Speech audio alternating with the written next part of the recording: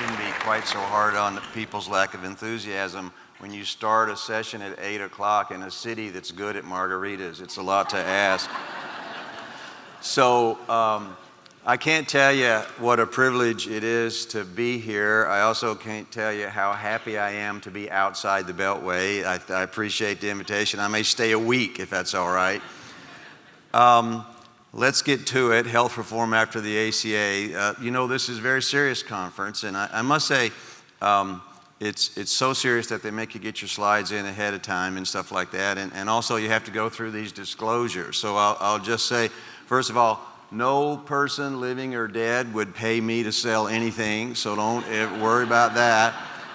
You can get the slides through that little thing somehow in the modern technology.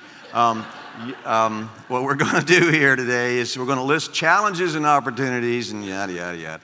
And then all pictures were copied from Google Images or news sites. All data sources are actually on the slides, which you can get through that little clicker thing. And all the other ideas came from my little mind. So there will be a learning assessment, although you will ask me questions, I won't ask you. So, okay, what are we going to do? The state of the debate as of this morning, as you know, it changes pretty much every 30 seconds or so. And the one thing you can count on, you know, people have been speculating ever since the, I guess you could say, inauguration. Is this guy playing three-dimensional chess or what? I think what he's playing is yo-yo. You know how you go out there and you pull it back. That's what this is. This is, who knows? So I will talk about how the policy changes will impact integrated care, and this is what I really want to spend time on. Of course, that'll come at the end when you're bored out of your mind, but this is important because we have work to do together. You have stuff to teach me. I learned some last night in the bar. I will say I've started my process, but there's a lot of stuff we could do together, and then, of course, I'd love to take your questions or short speeches and so forth. Okay, so first, let's review what the hell this is about. You know, and in my view, there's 6 dimensions of how to think about what has happened in the last 6 or 7 years.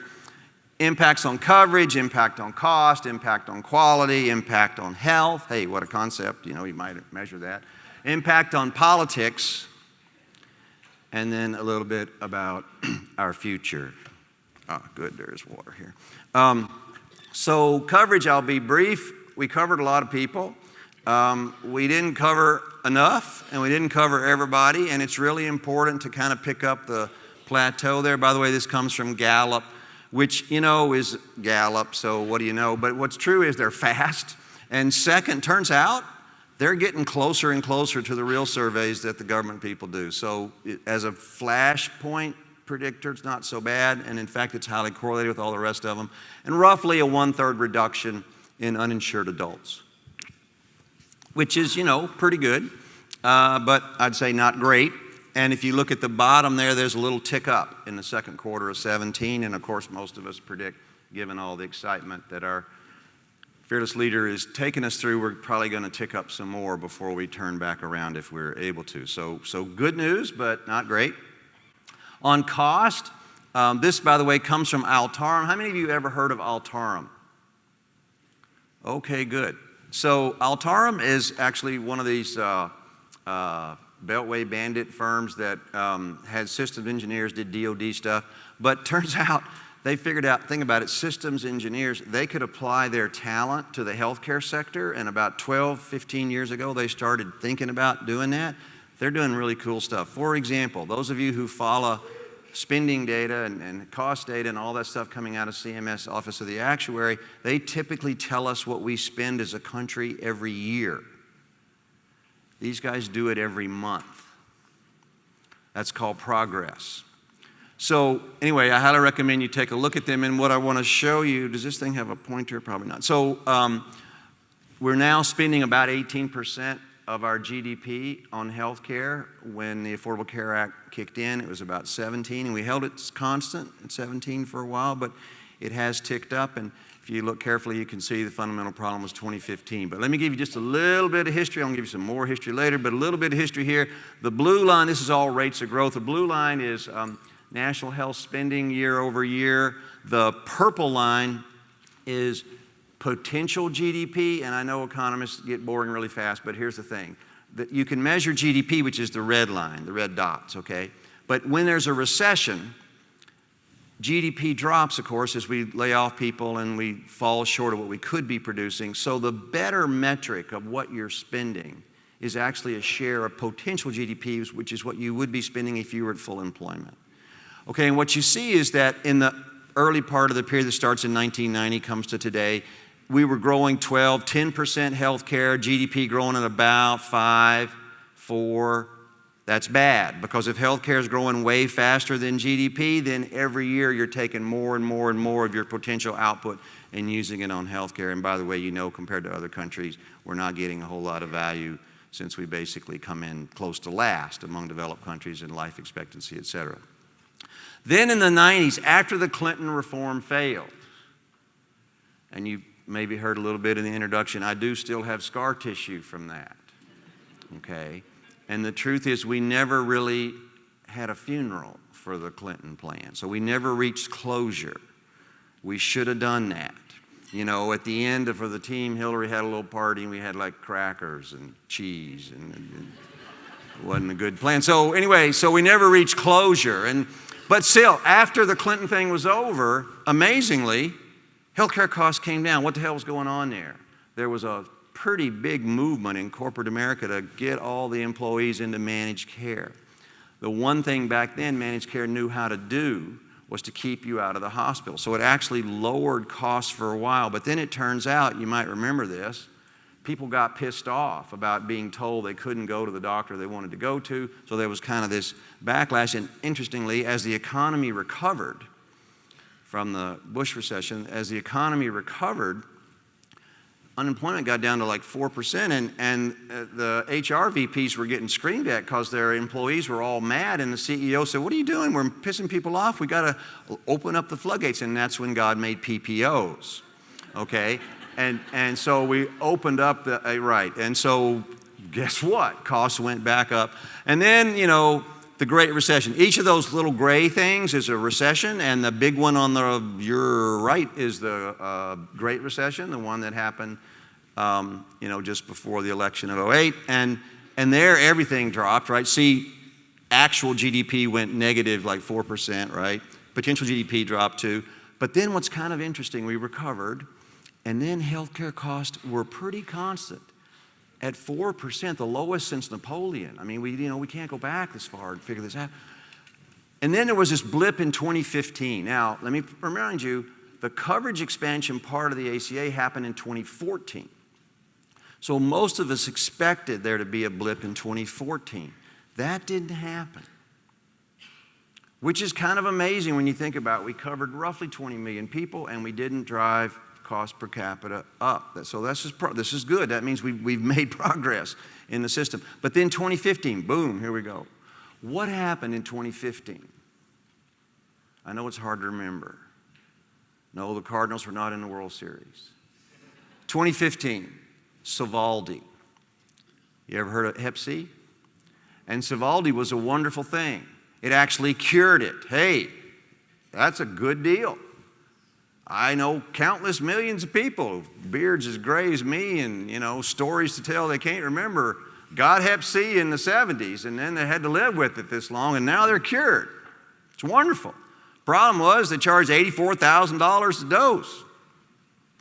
dose session. That's a lot of money. Boom, that drove up spending. I'm not making this up. Then competition. So we're still growing at about 5%. GDP's growing at about 4%. So we're back in that realm where we're above GDP growth. Not as bad as it was, but the war on healthcare costs is not over.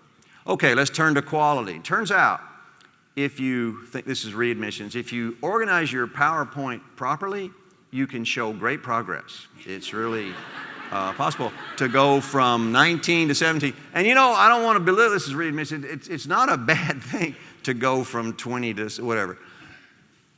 But gosh, all the excitement about readmissions. I mean, if you think about the readmission penalty in the Affordable Care Act, which kicked in pretty early, I think 2010. So, as far as I can tell, and this is a rough approximation, about 4,000 hospitals spent approximately $1 gazillion on roughly 1 million consultants to tell them how to reduce readmissions, right? And here's the good news. When they did that, approximately 4,000 hospitals learned about social determinants of health. Because you ain't going to reduce readmissions inside the walls. You're going to only reduce readmissions thinking about what happens outside the walls. And then, with just a little extra to the consultants, they learned that doctors and nurses aren't the right people to send upstream. Right? And so this is good in the long run because it actually brought a lot of people around to what y'all have known for quite some time. Now, I don't want to belittle the quality stuff. The reason I kind of not so thrilled about readmissions is because while we have made progress on average, more hospitals are being penalized today than they were in the first year, which means a lot of them have given up because they don't think they can get it down and just say, hell with it, it costs me more to try to fix it, and that's bad because that means they're not really being well managed. But the good news is we really have reduced important things like central line associated infections, ventilator associated pneumonia. You know, we are making progress. I don't want to belittle that at all. Okay, how about health? Now, we do not yet have data that's definitive as a result of the Affordable Care Act coverage expansions. I expect some of those studies are in review at the moment, probably maybe even in press.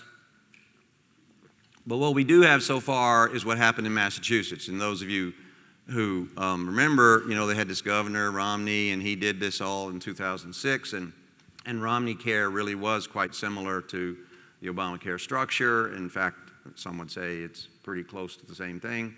And, you know, individual mandate, expanded Medicaid, so forth. And what some folks at Harvard did right away, thank goodness, was to actually test for the impact on all-cause mortality and health-amenable mortality.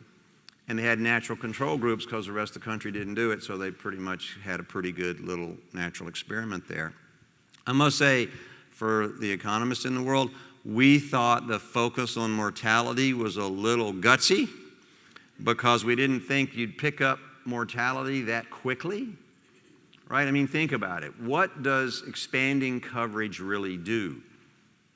It enables people to go more often than they were going. Hopefully, it enables people to get diagnosed early. The main reason the uninsured die is late diagnosis, right? It's cancer and stuff. And so that's wonderful. It's why we do this, but statistically, is it going to be big enough to drive a coefficient? Turns out. And so what they found was, yes, there was a demonstrable health effect, and if you put the statistics in there, if you do the healthcare amenable mortality, it's basically 4.5% lower mortality than the control states. So a lot of us were reassured by this, but also because we were afraid, oh my God, if Harvard finds it didn't have any impact, then the wrong people are going to get excited for the wrong reasons. But okay, fine. So, progress. All right, now, politics. Now, I personally love this picture because you may notice if you look carefully, although I guess you're not actually from Texas. How many of you from Texas? Okay, then you should know. This is Dallas. That's American Airlines Arena where the Mavericks play. Okay, and what I love about the picture is that I'm pretty sure that, you know, she didn't learn at SMU that the Affordable Care Act was actually socialism. I'm pretty sure she didn't learn that there. Because here's the thing. What she's revolting against is this notion of a government takeover of our lives, right? And the thing is, you can hold up 2,000 pages and you can say, oh my God, this is unbelievably restrictive. It's socialism. But actually, that's not true. And here's the thing. You know, 2,000 pages is not how you engender a government takeover of the healthcare system. If what you want to do is engender a government takeover of the healthcare system, doesn't take 2,000 pages, takes 2 lines. You're all in Medicare, starts in July. 2,000 pages 2,000 pages is about trying to make the existing Byzantine screwed up system not fall apart while you bring 30, 40 million people to the table. So I just think it's important to remember there has been some exaggeration that has gone on. The other thing I would say is that if you look carefully at the structure of Obamacare and the structure of Romneycare, and, when I started in this business, I was a foot taller and my beard was red and I had lots of hair. But if you go back and read that Clinton era stuff, go back and read John Chafee, Bob Dole.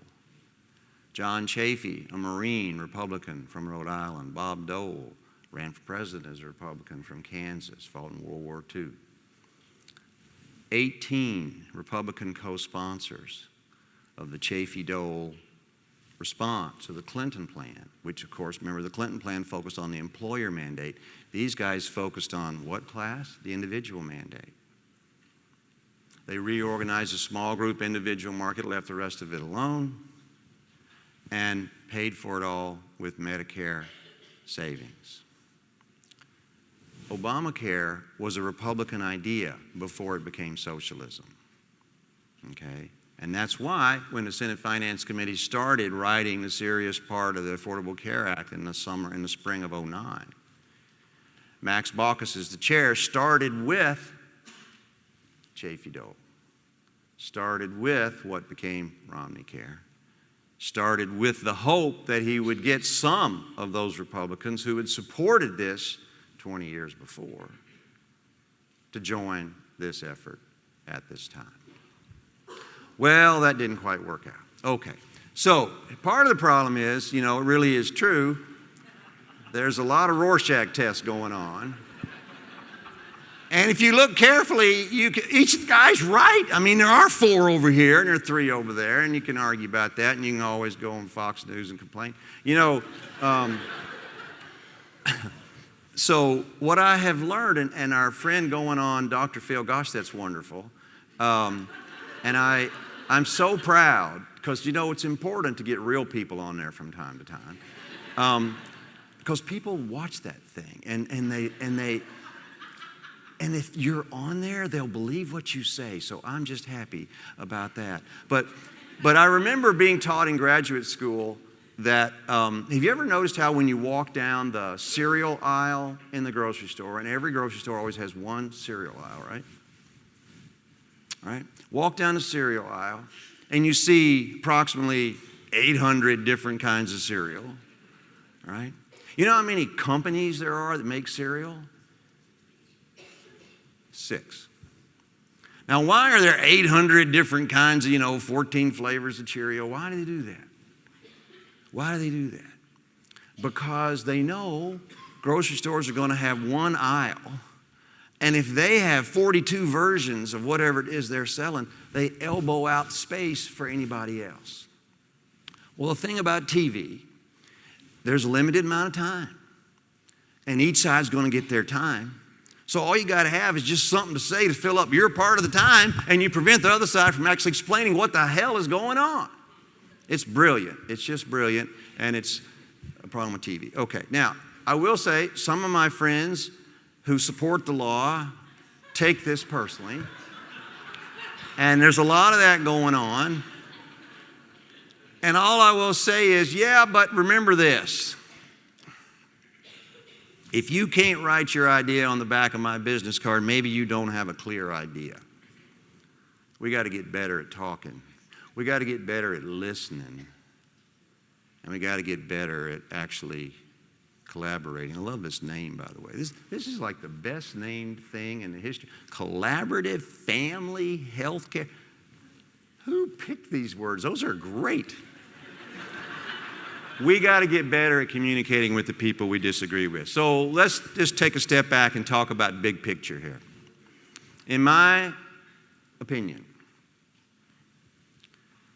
the debate about the Affordable Care Act is about 5% about health policy and 95% about the philosophy of government.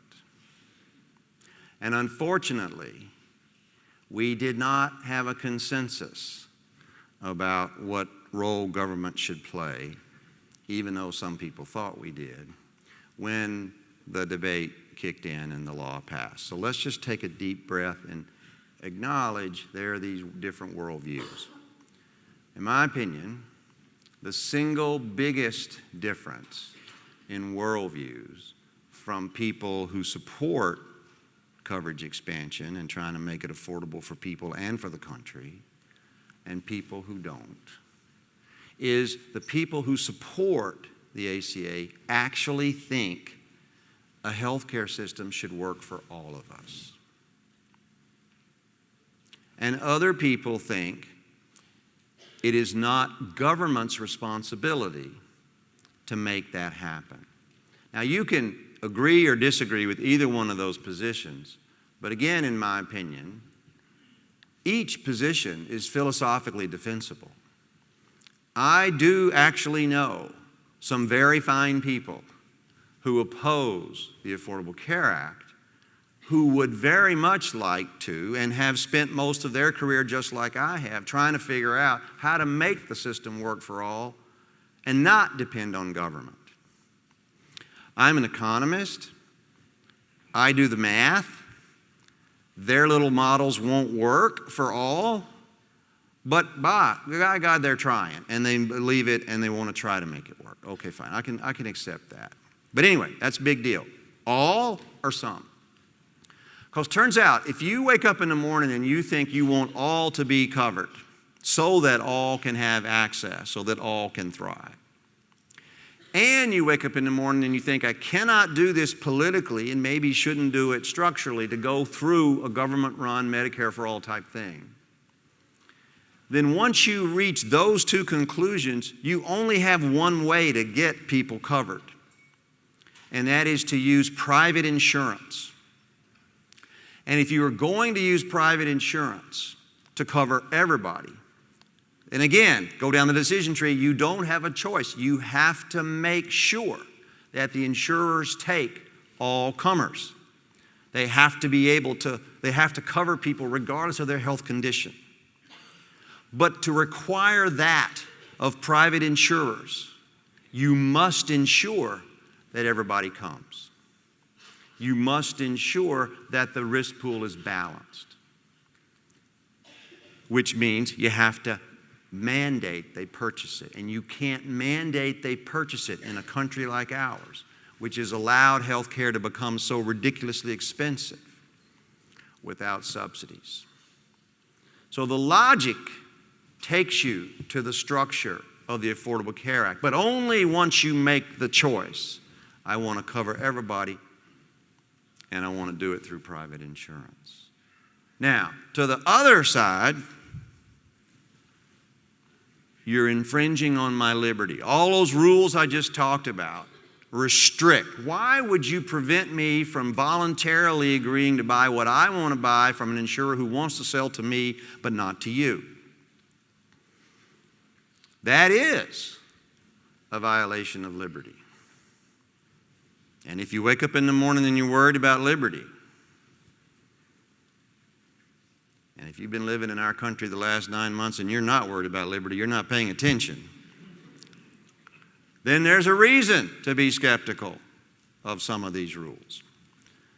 Then there are people who wake up in the morning and think it is the government's obligation to enable the society to thrive.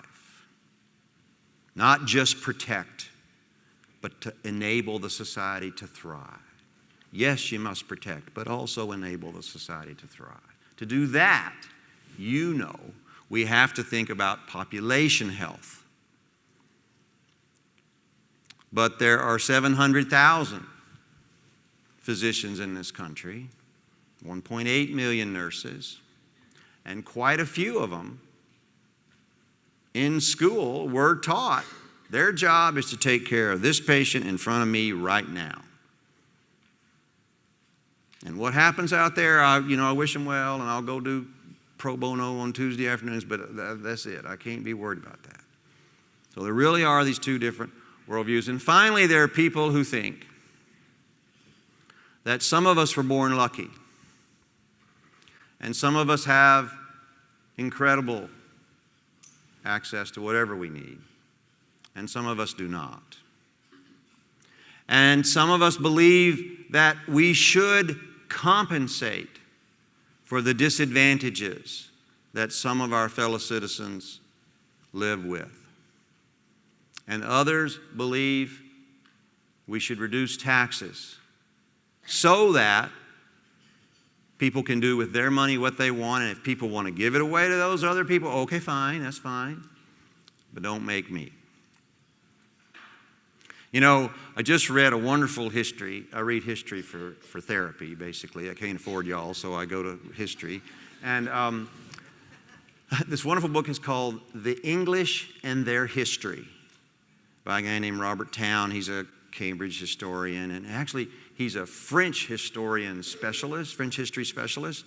And they picked him to write the book about their own country because he was neutral on all the disputes over the historical, And the great thing about the book, The English and Their History, is it sort of tells what happened, but far more importantly, what they think happened and what they come to believe happened and the stories they tell themselves about what happened. It's really cool. So I learned in this book that at the time of the American Revolution, the average colonist was paying in local currency time 1 shilling per year in taxes. Now, it's true, we had no representation. We were pissed off about that. But we were paying 1 shilling a year. In Britain, they were paying 20 shillings a year. Which is why, when we complained, they're like, what the hell is your problem? We weren't even paying for the army to protect us from the French, who, by the way, were lusting after our stuff. So, we were undertaxed compared to our fellow British citizens, but we felt overtaxed. I would say to you, it's in our DNA to feel overtaxed. Okay. So, what do we all agree upon now? Everything costs too much. And the Affordable Care Act was a disaster, except for the parts everybody liked. And it's also true, we agree, that fixing it is really complicated. I mean, who knew how complicated it could be?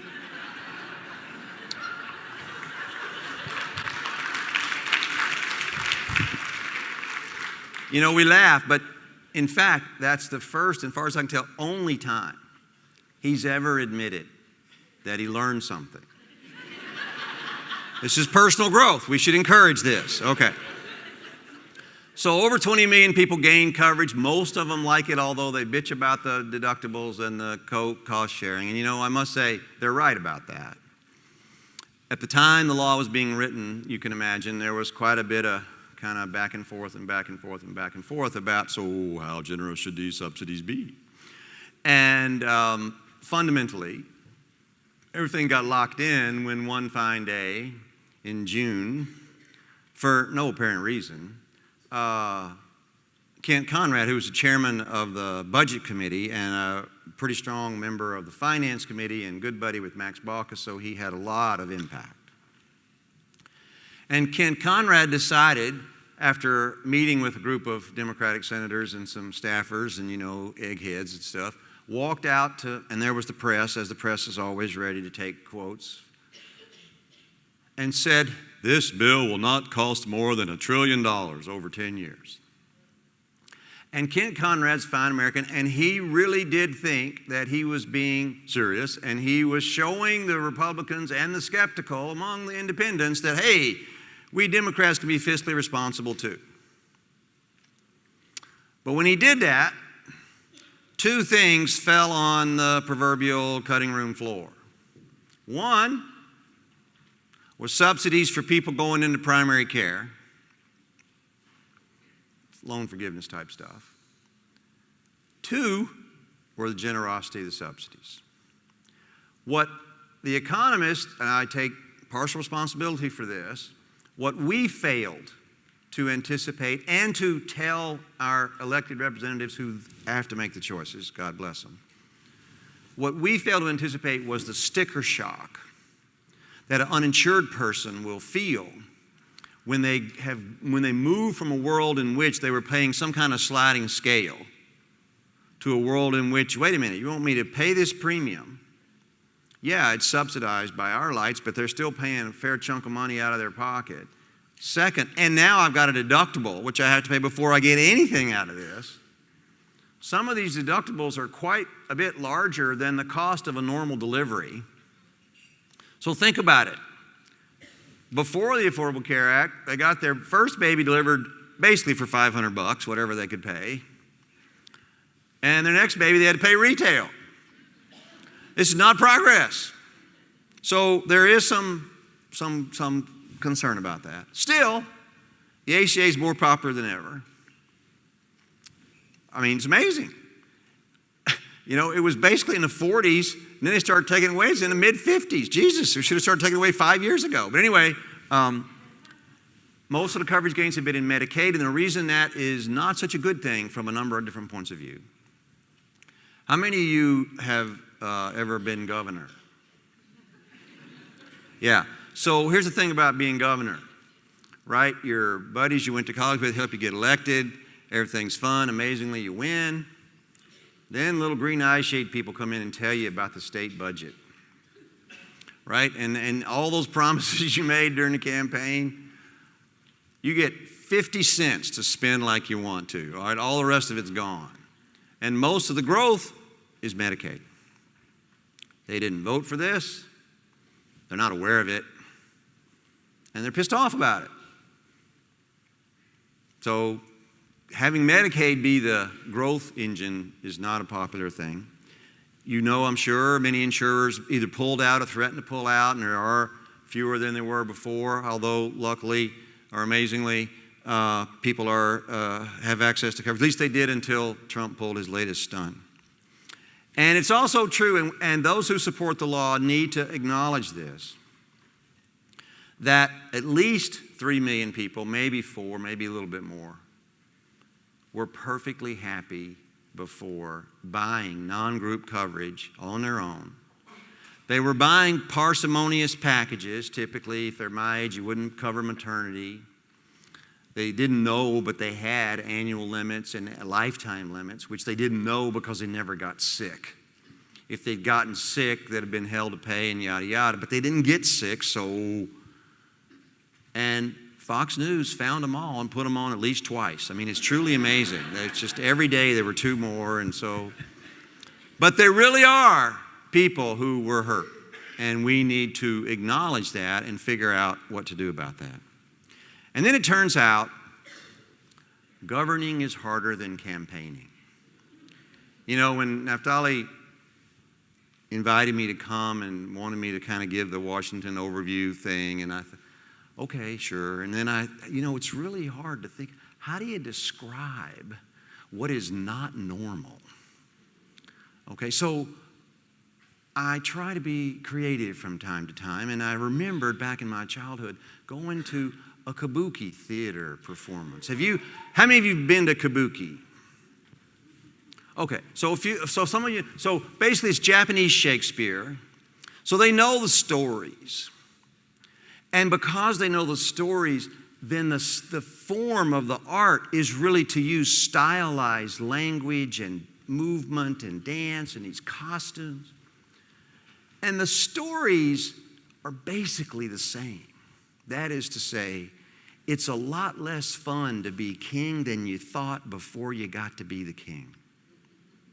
So what you have here is the head guy taking out his frustration on his court jester, or you could think aide. And if you look really closely, you will see that the face of the court jester actually has a resemblance to Sean Spicer. Or Jeff Sessions.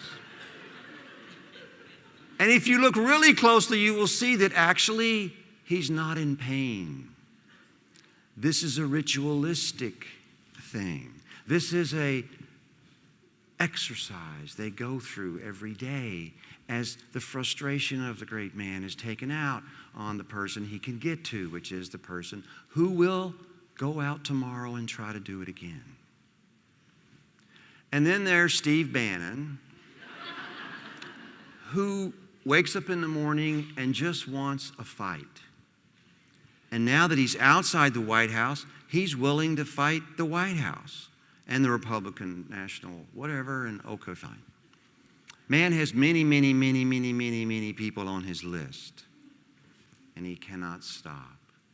If you read Scripture, he's on the red horse in Revelation. And then, God bless her, there's Ivanka. And she's trying to help the guy, and we actually want her to help the guy. Did you notice in the first crazy month, all the craziest stuff happened on Friday night when Ivanka and Jared were at services. And then it kind of got a little better. They found a rabbi who would do a house call. This is what you got to have. Don't leave the room. Okay. But this is how Trump feels. Okay? This is how Trump feels. Remember Gulliver's Travels? He is a great man, surrounded by little people who have these ridiculous ideas about what he should and should not do and say. And they're all wrong. Okay, so what we agree upon. Oh, I did this already. Why it took so long. So even if everybody agrees on the goals, even if everybody agrees with where we want to go, health reform is hard. Bismarck did it for Germany when Bismarck had the power to do what the hell he wanted. As political scientists have pointed out, he didn't have the AMA or the AHA to deal with. He just said, we're going to do it, and by the way, the employer's going to pay for it. Next. That was in 1890. So what turned out to be, Japan did it in 22. So what turned out is that like these authoritarian countries did it. And the liberal democracies of the West were holding back. And so what's up with that? How come their workers are getting all this stuff and we're not? There's a lot of competition. Teddy Roosevelt recommended it as a counter to Kaiser, counter to Bismarck. Franklin thought about it hard.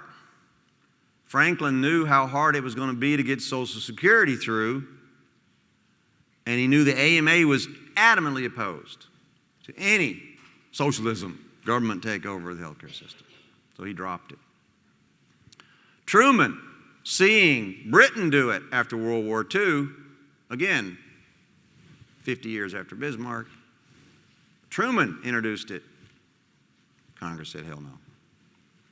Johnson wanted to do it in the 60s in the Great Society.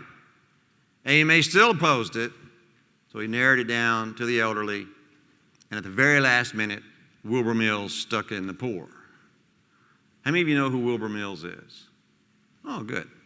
So Wilbur Mills is from Arkansas. I grew up in Arkansas, so we take some pride in Wilbur Mills. We took more pride in him until he had that little exhibit with the stripper in the reflecting pool, but, you know, the road was slippery, it was hard to see. And so, and he was short, you know, he couldn't see over steering wheel. But anyway, Wilbur Mills got Medicaid into the Medicaid package pretty much at midnight. You know, 9 people knew it was there when they voted the next day. But anyway, so even if you agree health policy is hard, it takes a long time. Clinton, of course, tried and failed. And there are different views within the Republican ranks, right? They don't agree. Trump promised this, the best, beautiful, everybody love it, it'll be cheaper, it'll be great. That's what he promised. Some of those people at the rallies believed it. Okay, some people actually want to get government out of healthcare altogether. This is the Freedom Caucus. If they had their way, they would take away Medicare and Medicaid. Again, charity would do what charity would do, but not government's problem. Some people say, okay, we can't erase Medicare and Medicaid, but we don't want new entitlements. So let's pare it back. Some people say government's job is to require freedom, not to require guaranteed access to health care. Some people say, look, you guys can talk about philosophy all you want. All it really matters is growth rate, so let's just get Medicare and Medicaid on sustainable paths going forward. And then some say, I really would like to not lose the next election, so let's just sort of paper over this stuff, call it victory, and make it work. And that's really where Collins and Cassidy started in January. But then Cassidy kind of decided he wanted to run for president in 2020 and went off where he did. Okay. Now, what's Trump done lately? Well, this executive order to create association health plans. If you're a health economist and you lived in Washington as long as I have, association health plans are actually like The Walking Dead. You can kill them 100 times and they keep friggin' coming back. When Gingrich took over the House would pass it every year. And it would go to the Senate, and the Senate then had a bunch of reasonable Republicans, and they would say, are you kidding me? And they wouldn't even take it to committee. There is not an actuary on the planet who thinks selling these things across state lines is a good idea. But it fits the ideology of freedom and liberty. And let me underwrite where I want to. And that's what's going on here. Okay, fine. Then there is the cost-sharing reduction excitement, which I'm sure you've read more about than you want to know, but I'll just say the technical problem with it is that some of these plans, in most states, I guess, actually filed as if they would be paid. So by having them revoked and the way the thing is structured, individuals don't have to pay more, but the plan has to eat the cost-sharing reduction. Yet they bid assuming the cost-sharing reduction would be paid. This is math. This is not politics. Premiums will have to go up. And there's no way around it unless Congress comes to the rescue. Okay, so, of course, they cut outreach and enrollment and all that stuff. They started Oklahoma. Why would you deny Oklahoma a waiver?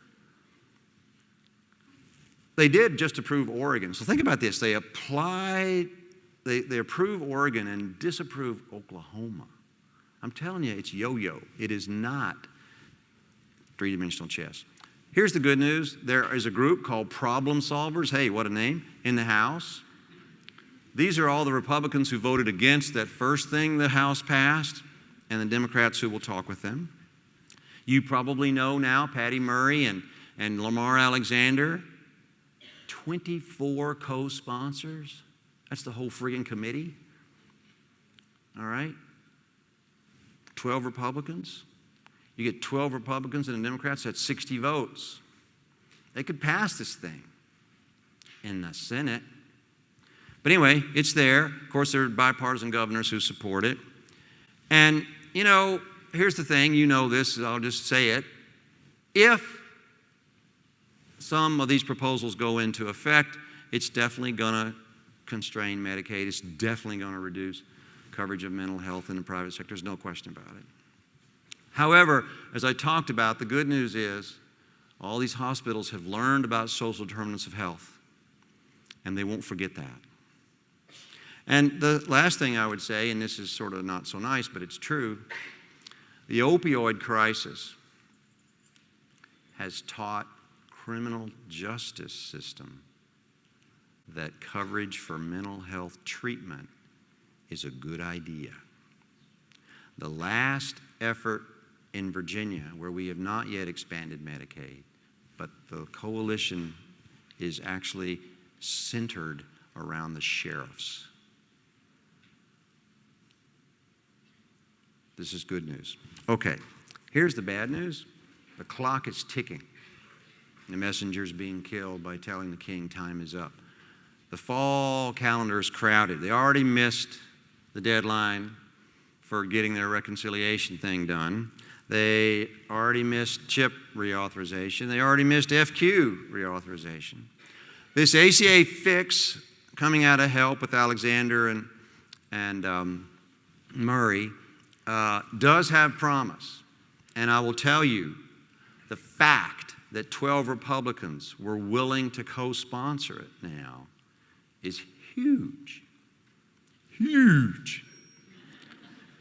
Because except for John McCain,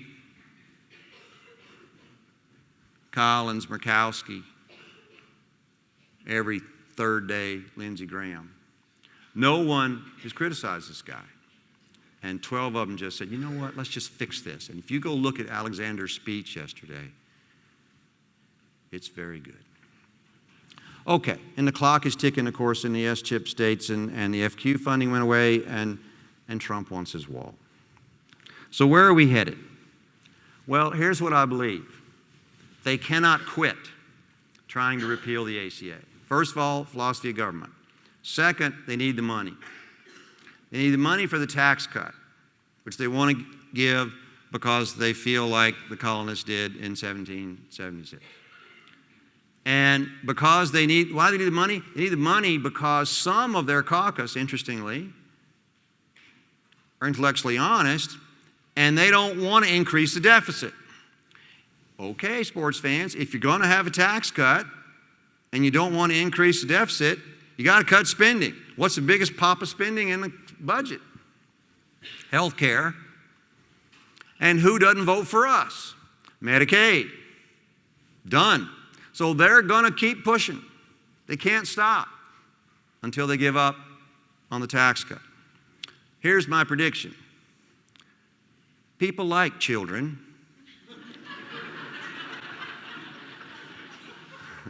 More importantly, politicians are afraid of being accused of hurting children.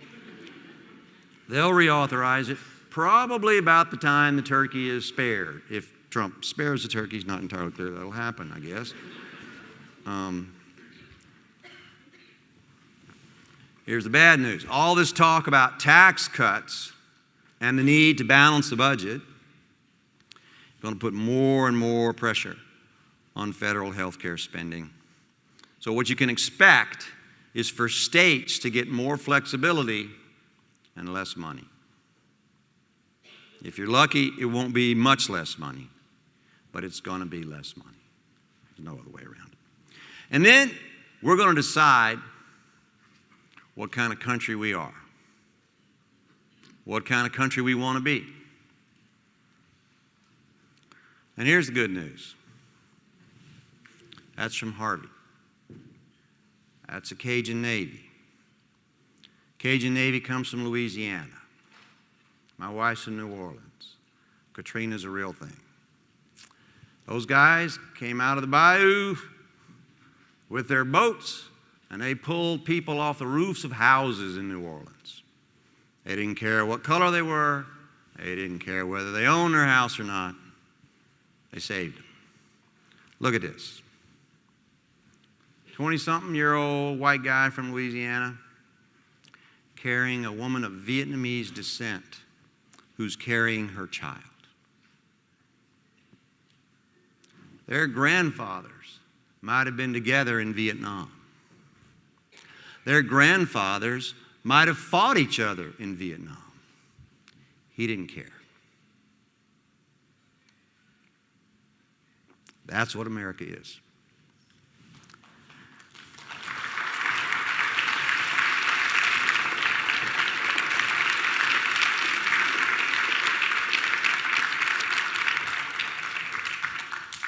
But we're not done. This is Charlottesville. Now, I will tell you, I live 2 hours from there. So it's a personal thing.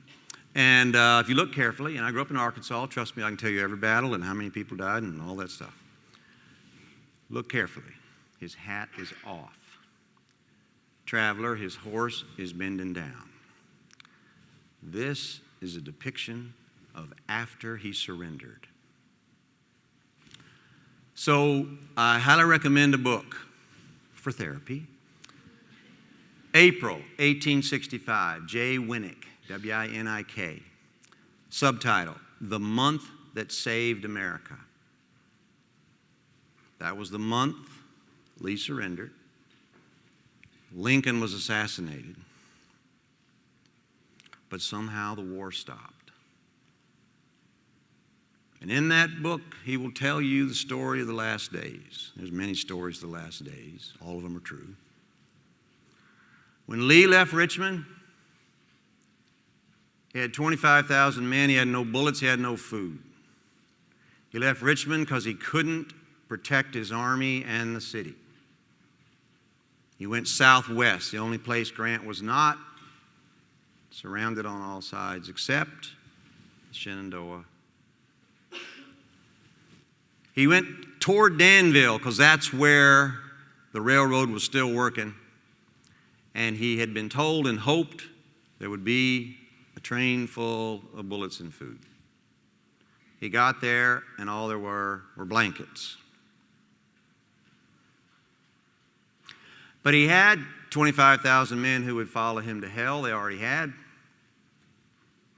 And he had a letter from Jefferson Davis telling him get his butt over that mountain and fight a guerrilla war. How many of you know where the word guerrilla comes from? Think about it for a moment, especially in the city we're in. Guerrilla. Spanish word for war is guerrilla, little war. Guerrilla was invented when Napoleon crossed the Pyrenees. And the Spanish fought him hit and run, in and out of the valleys and mountains. Napoleon's first defeat. Every graduate of West Point, all those generals, knew this. How does guerrilla war work? Long supply line for the invader, population hostile to the invader, and the local soldiers know the terrain. The conditions were perfect. Johnston had 90,000 more in North Carolina. Butler had 40,000 more in Texas. And Nathan Bedford Forrest had 20,000 of the meanest sons of bitches that ever walked coming from Tennessee down to join Lee in the Shenandoah. Lee thought about it for a whole day. And he thought about what the South had already been through. He thought about what his men would have to do to survive. And he thought about he didn't have enough officers to control what his men would have to do to survive. And he said no. And he put on his dress grays, expecting to be hung. Probably should have been hung. He was a traitor.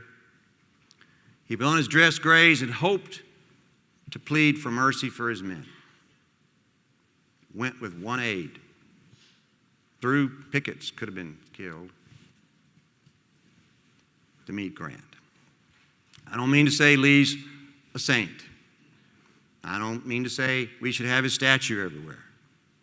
I mean to say the man stopped a war. Here's what he told his officers before he went. He said, the time has come for us to think about something more important than our honor. The time has come for us to become one country again. We have to have peace. Note, he reached against, by the way, some of his own officers' wishes. You can see in that painting, imperfect though it is, skepticism on the part of quite a few Northern generals. But Grant reached back too. He gave Lee's men a week of food, let them take their firearms home, let them take their horses so they could plant their crops, and started the long, imperfect process of putting our country back together. Some final things to ponder. When you look at what healthcare has come to cost in our country,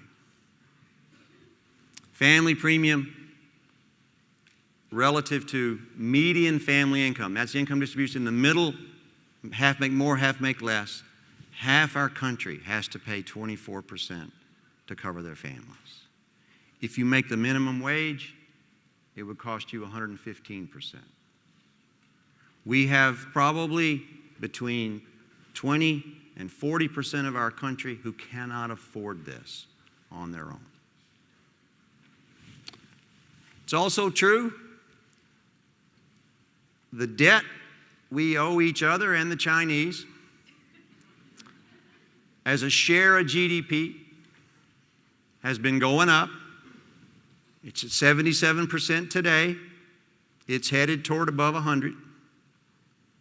We have to get our fiscal house in order. It's also true, unlike the way we have apparently felt since the revolution, we're the least taxed rich country on the planet in the history of the world. 8 percentage points of GDP less than the OECD average, and we have a bigger military than all of them combined. Now, we need a bigger military than all of them combined because through more or less no fault of our own, we've inherited the damn British Empire and it's fallen apart. We didn't draw these lines in Afghanistan. We didn't draw those lines in Iraq. We didn't draw the lines anywhere. We just send our boys and girls to try to stop the chaos. So we need a bigger military.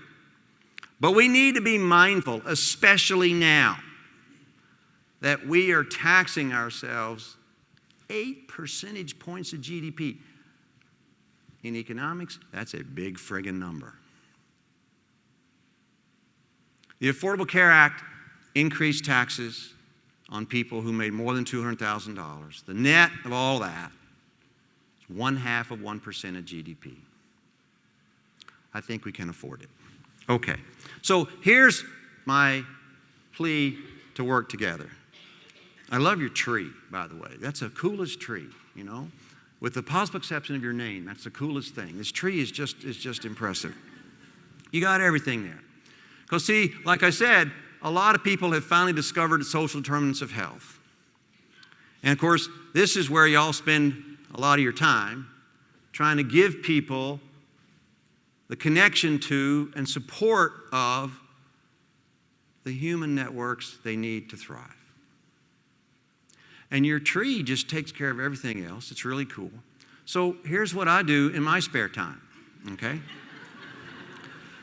What I want to do when I grow up, and hopefully it will happen soon. When I grow up, I want to build a model, and I'm working with smart people who are smarter than me and may make it happen, to incentivize investments in social determinants of health. It can be done.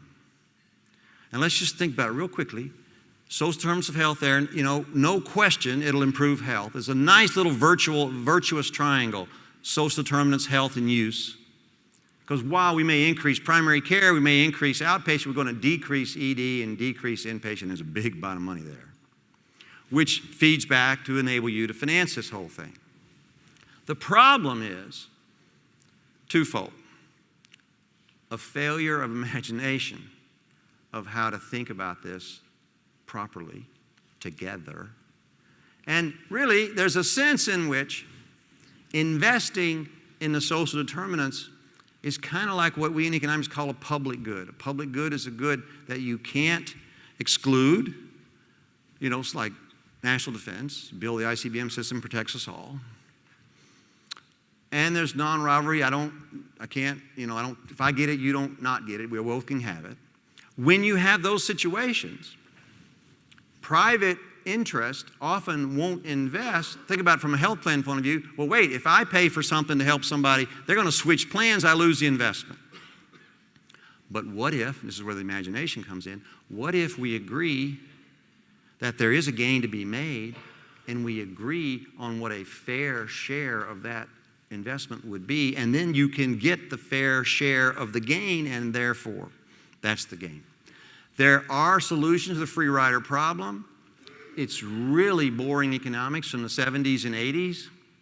I've relearned it in the last 3 weeks. This can be done.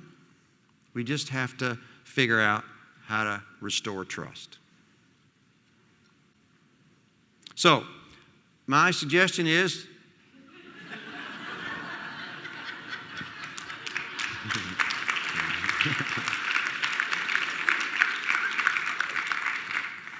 except for sports, quit watching TV. Just don't watch that stuff. It's bad for you. It's all about fundraising anyway. Get people registered and have them vote. Second, we got to create local, not national, local roundtables where people can share data, experiences, goals, aspirations, fears. And here's two technical things.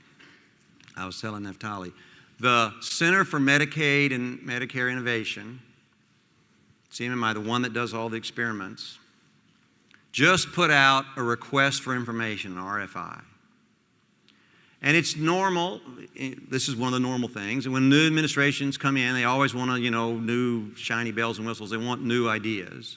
They don't want to do what they were doing because, that was socialist. So you got to do other stuff. Okay, fine. Tell them.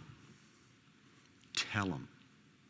Tell them what they should do to actually encourage building models to integrate care. Finally, I would suggest you should consider submitting models to PTAC. How many of you know what PTAC is? Oh, good. So PTAC, unlike your association, is the worst name for a group. Physician-Focused Payment Model Technical Advisory Committee, which only Congress could come up with. And they did, and they put it in MACRA, right? And MACRA had bipartisan support. And the PTAC is created to take ideas from the world. They can't make up their own, but if somebody sends us an idea, then they have the statutory power to recommend it to the secretary, to test it at least and maybe implement it. And the proof of how desperate your country is for these new ideas, I'm on PTAC. How did this happen? I don't know. So all I can say is there are opportunities for your voice and your integrated model vision to be made part of the transformation of our healthcare system we're going to undergo one way or the other. And finally, I'll leave you with kabuki again.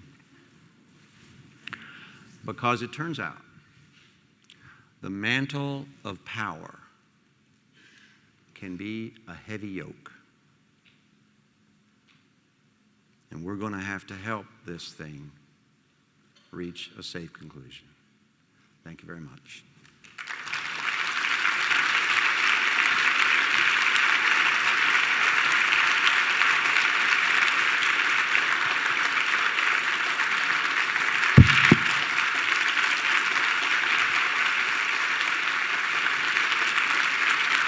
Thank you.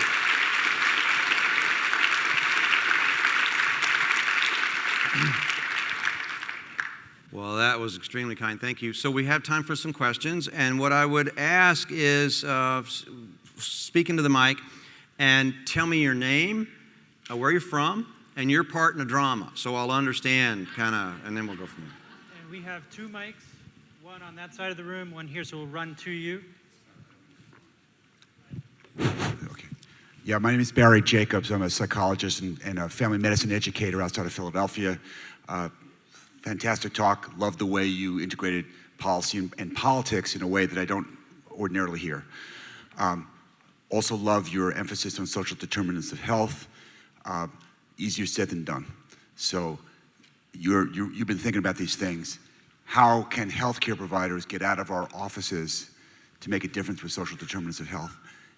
If we're not going to be doing housing policy, if we're not going to be doing, providing food banks, so what part can we play? Very, very, very good question. So a couple things I would say immediately. One, there's a growing movement, and I think the National Association of Community Health Centers has a little module, the family medicine people have another one, to put inside your electronic health record system a short questionnaire about social determinants, so that first we start to integrate within your actual what's in front of you when the patient comes in, what sort of situation that patient is in. That's the first thing, to begin to incorporate the data of the, These things change, but largely we can assume the questions will be answered accurately for some period of time. And so the first thing is to integrate knowledge of what the patient, I know you don't have time, no one's got time to really go through this, but if we do the intake survey once a year or something, then you can get this built into your system, so you'll be aware. Second, I don't want expensive clinicians to go upstream. What I want is for, the system to set up places for you to refer people. Ideally, and that's the beauty of what this integrated care model is about, warm handoffs. I work with a group of health centers in Fairfax County that's funded by the county. They're FQ lookalikes because Fairfax is too rich to have FQs. But they have 100,000 uninsured people, 2/3 of whom speak Spanish. So these 3 clinics were set up to deal with that. The county co-locates social workers, diabetics, all kinds of resources. If you need housing, you need food, you need your kids in school, all that stuff is right there. And there's no reason you can't either have that as part of your network and or your co-location, or have referral specialists, case managers, whatever you want to call them, who can connect people to what they need. So I would say first, get the information inside your world. Second, educate your team about how to reach the resources around you. Third, let's work together and build the research base that will convince people this will work. Right now, I'm working with this grad student from Harvard. She likes me because I'm more creative than those economists she's around. And I tell her, yes, but I'm dumber than they are, so we got to be careful. But anyway, she just finished the definitive literature survey of all the social determinant interventions that have been evaluated. Yeah, if you give me your card or whatever, I'll email it to you. But here's the thing. Only a couple, housing first, for the seriously mentally ill, and non-emergency transportation, really kind of meet some food examples. But really, there's a lot of stuff out there where the evidence is soft, where the evaluations have not been properly done, no proper control group, yada, yada. So we need to build a research base to make the conservatives agree. Let me just say this. They care about money. If we can show them that this actually saves money, and you and I both know a lot of it will, that's the path to the promised land. But you can't do it without data, can't do it without research, can't do it without connecting people to where they're going. Okay? Yeah, it was. Raise your hand. I think, okay. Marcy Nielsen from Kansas, and I am a Len Nichols groupie for a living. I noticed, Len, when you put on your slide, elect better leaders. And that's, we broke out in applause. And we're busy. Barry's question about how do we make a difference in our clinical communities, in our education communities. How do we do that piece? I think lots of folks don't really know how we elect better leaders. So, Marcy, if I knew how, we'd all be drinking already. What I would observe is that we have to learn to listen better. You know, I grew up in rural Arkansas. I went to my 45th high school reunion in August of 16. And my town of 2,000 people had a graduating class of 93. 35 came to the reunion. 10 of us went to college. Of the 35, 3 were for Hillary. Me and 2 teachers. I'm used to losing 60-40, maybe 3-1, not 10-1. Now, these people I grew up with, if your car broke down in front of their house, they'd let you sleep on their couch and feed you until your car got fixed, or their cousin would fix it and all of it. They're good people. And here's what they're worried about. They're worried about their children can't afford to send their grandchildren to college. And so what they see at best is to get to be a mid-level manager at Walmart. and they're terrified that their world is crumbling. So coal ain't coming back. There's a lot of stuff we got to figure out, but Marcy, first we got to make them believe that we care, because they don't think so right now. And what they told me was, Len, you know we're not racist. We were the first class in my town to have integrated schools. 1971, it took us a while there, but we did. No incidents. President of our senior class was black. Our best football player was black. But anyway, the bottom line is, we did it. And they said, Len, now you know, we have daughters. We don't want this guy near anybody we're related to. We don't like him. But Washington needs to be shaken. And he will do it, and she won't. So first, we got to go and talk and not be afraid to listen. And then we got to figure out how to make them believe we actually care. I don't know. The lights are really bright. I can barely. Okay, good. Good morning. My name is Dr. Susan Wiley. I'm a psychiatrist, and I practice in Allentown, Pennsylvania. So my question is, you had several assumptions upon which we could agree. One of them was that one proposal was that we give health care to everyone and that it be covered by insurers. But I wonder why it is that we don't give health care back to the government, and could you comment on where single payer is now? Well, you know, it's interesting. While the ACA is polling better now, there's never been more elected representatives in favor of single payer than now. So there clearly is momentum. Part of it, I got to tell you, is out of fatigue. It's like, I'm so tired of arguing about this shit. Let's just put them in Medicare and be done with it. Right? I would say this. There is a very powerful logical case for moving to a single system. I would also say, go back to my buddies in high school.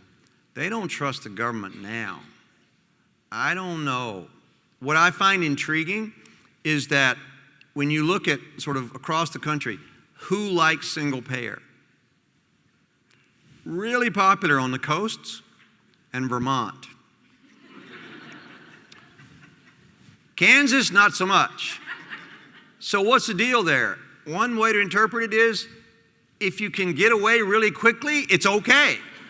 But if you're in the middle, you're stuck. I mean, my point is this. I can write down the math of why it's a better system. You and I can both design an argument for why the humanity of it would be better. But until our people trust government, it's a bridge that's pretty far. What I would observe is that a lot of those Democratic politicians who signed on to Bernie, right, when it got 18 co-sponsors the first 30 seconds, right? My Twitter is just bang, bang, bang. Wow, wow, wow, another one. So what's up with that? A lot of those people would actually be comfortable, as would a whole lot more, if it was Medicare Advantage for all. Not because they really want private insurance to be here forever, but because it's a pathway to a better world that would be far less threatening than, you know as well as I do, the ads that would be put up against it would show the queues in England for this and that. And so I think it has to do with, first, let's rebuild the trust. Then, my friend, almost all the systems will work.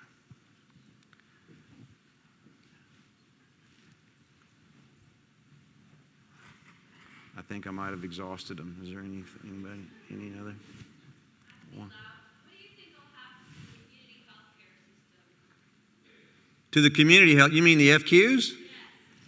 Well, so here's the thing. Go back to W. And by the way, he made a nice speech yesterday. Go back to W. And the first thing he did was seriously increase the spending for the FQs. Republicans like FQs. They are a safety valve for not covering everybody, right? So I don't think FQs per se are in serious threat.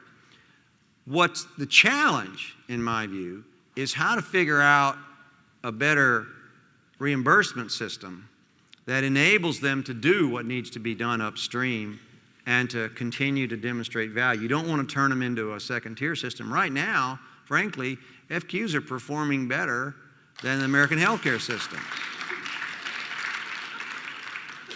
Well, I appreciate that, but it's just data.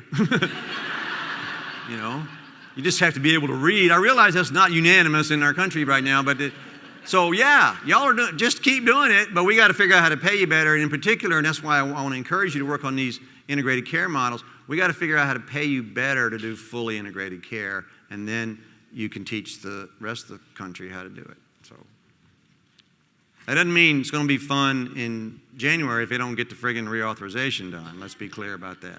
But they, you know, they like children, and they don't want y'all to blow up, so it'll be okay.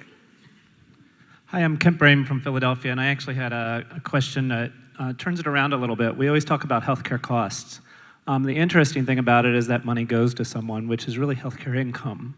And so we're all beneficiaries of the high spending of our healthcare income and our wonderful spending about that. Not only do we buy expensive care, but we buy a lot of care. Can you comment on utilization and how any of the plans, ACA or not ACA, might deal with utilization at all levels, not just hospital readmissions? Wow, that's probably a great question. I would say there are kind of two ways that most of us have thought about how to manage utilization. One is cost sharing, make people pay more. And there's some of that I would support. You know, this value-based design concept. Yeah, I mean, let's be clear. It's stupid to charge co-pays to diabetics to come get the test we know they need to have to manage their condition. Okay, that's just stupid. All right? But it's not stupid to charge middle-class people more for an MRI that no serious clinician would recommend because they really just need to take an aspirin and take a nap, okay? But they're all worried. And so there is some cost sharing. There's a role for cost sharing. It's not the only thing. But the deeper insight in your question, I think anyway, comes from how do we actually get people to want to be healthy and manage themselves in a way that reduces all this extra stuff without beating them over the head with cost sharing, which is a tool we cannot apply to half the population anyway. And that, my friend, is in your realm. It is, I mean, what do I know? Motivational interviewing. I mean, you know, something where y'all go figure this out. I mean, really, like, what is it that makes some people get up in the morning and run 5 miles, and other people have an extra donut? I don't know what that is, but it's definitely related. And I mean, look, I'll say it this way, and this is my economist pop psychology, and I'll just say it, and y'all can laugh at me if you would like. All bad behavior is based on fear. All of it. Even greed. Greed is based on a fear that there won't be enough unless I hoard it. So, what does that mean? There's something about the unhealthy choices that is driven by a fear of something. I don't know what it is, but we got to figure it out. And I don't know how you do that without serious reevaluation of how we communicate what are ideals. I remember as a child, you know, it was 100 years ago, but I remember 3rd grade. And we had these little cardboard things, not cardboard, but, you know, poster board things. And we had all our names. And the teacher would put little stars by your name if you brushed your teeth and if you ate, you know, vegetables, whatever. So we had this like scorecard she was keeping of our healthy habits. Now, you may laugh and it may have been stupid, but by God, I wanted as many stars as Jerry got. I mean, you know, so we all kind of, so there's got to be some motivation that's serious that we're not doing very effectively. And, you know, I have a very, very good friend, my oldest friend in life, primary care doc in Boulder, Colorado. Wonderful place, beneficiary of all the stuff. He's primary care. So he has people come in, and, you know, they basically have what he would call tennis elbow. All right? Well, I don't call tennis elbow. He calls something else. And, you know, okay, so you need to do these exercises. No. I want you to operate. I want you to fix it. I want you to fix it. I don't want to work hard to rehab to get better. And that is part of this whole thing. It's not just people who smoke and eat donuts. It's people who don't want. Now, I'm not asking for sainthood here. In the economist's mind, what I want to do is link the social interest with the self-interest. Part of that is financial, but part of it is deep motivation. And I don't know how you do that without having them connected to a group of people about whom they care, so they want to keep themselves healthy. One more? Yeah, sure. Hi, thanks for such a great talk. Tina Runyon from University of Massachusetts Medical School. And just a wonderful talk that was thought-provoking, infused with a good amount of humor, so appreciate that.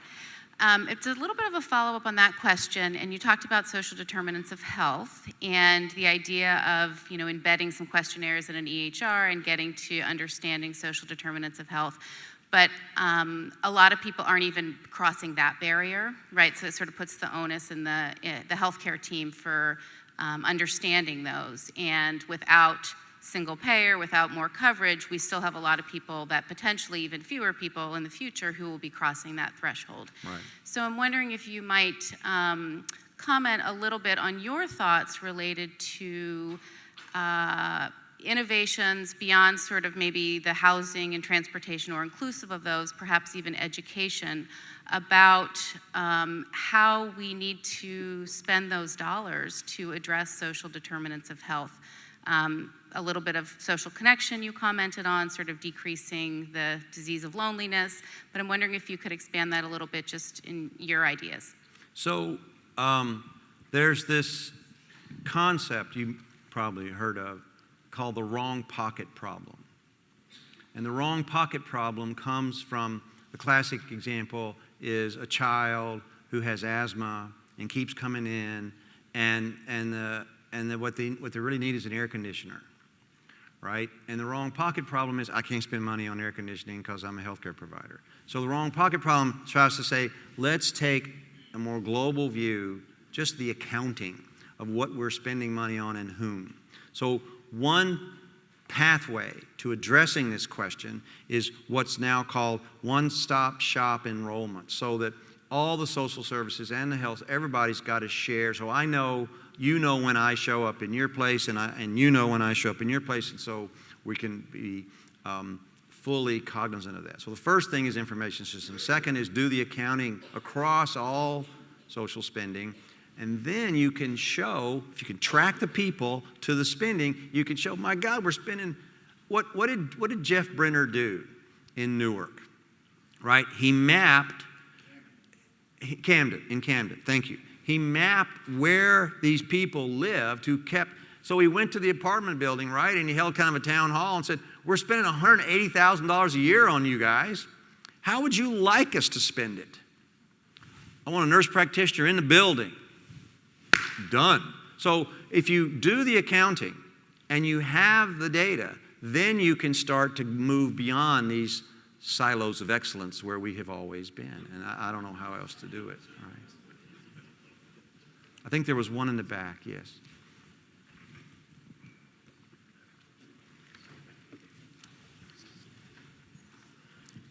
Hi, my name is Myung Yoon Hammer. I'm from Pasadena, California. I teach in the Graduate School of Psychology. And thank you so much for your presentation. Thinking about those social determinants of health, I was thinking about this idea of intersectionality.